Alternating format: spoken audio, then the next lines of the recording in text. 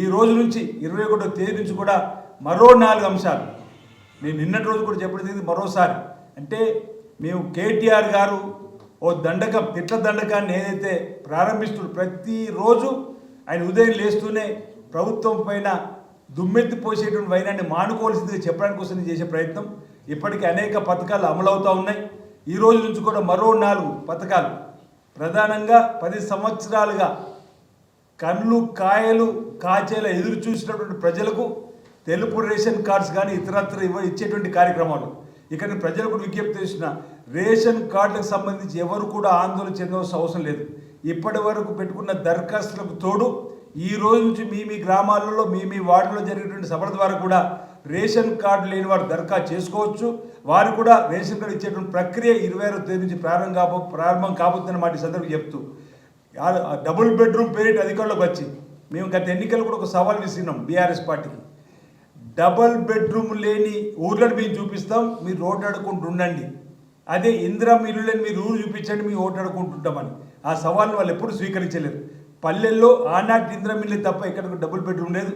అది కూడా ఇంచుమించు 10 సంవత్సరాలుగా కళ్ళు కాయలు కాచేలు ఎదురు చూస్తున్న పేద ప్రజలు కూడా 5 లక్షల రూపాయలు ఇందిరా ఇల్లును కూడా ఇవ్వబోతున్నారు. ఈరోజు 21వ తేదీ నుంచి కూడా ఇప్పటికే దరఖాస్తు పెట్టుకున్న వారు ప్రజాపాలనలో చూసి వాటన్నిటిని కూడా సర్వే జరిపించడం. ఇంకెవరైనా తప్పైన ఈ రోజు కూడా దరఖాస్తు పెట్టుకోవచ్చు అనమాట.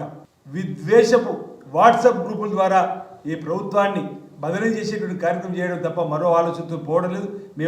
మేమేమో ఓవైపు స్పోర్ట్స్ యూనివర్సిటీ అంటున్నాం, ఓవైపు స్కిల్ యూనివర్సిటీ అంటున్నాం, ఓవైపు అడ్వాన్స్ టెక్నాలజీ సెంటర్స్ సంబంధించినటువంటి తీసుకుని వస్తున్నాం, ఓవైపు ఉద్యోగాలు కల్పిస్తున్నాం, ఓవైపు రైతన్నలకు రుణమాఫీ చేసినాం, ఓవైపు నేతన్నలకు ఈరోజు పని కల్పించి కార్యక్రమం చేస్తున్నాం. మేము క్షేత్రస్థాయిలో ప్రజలు ఉపయోగపడే కార్యక్రమం చేస్తున్నాం. మహిళా తల్లులకు కూడా అసలు 10 సంవత్సరాలు పట్టించుకొని పాపన వాళ్ళు పోలేరు.